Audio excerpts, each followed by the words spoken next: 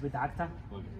waana waxa weeyaan mid kamid ah xirfadahayga dadku badanaa fankay ugu barteen baasha laguma yaqaanaan dibadba baasha ku shaqatay gaari ma saxnaa maadaama wari ku lahaa Robert Press baa soo xusuusay galabtana ciyaartoy kale oo Lumberg la hadlo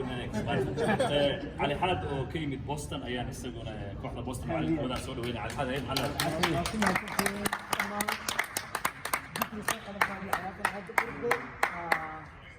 دكتورياشا سبيشال كابتن نمعان was عيار aad u qurux badan ay ahayd sportskana waxa weeye waa qayb ka mid ah fanka soo sheegay waana isbarasho walaaltinimo waa waxa kaliya ummadda soo dhaweyn kara isku fahmi karaan marka dhammaan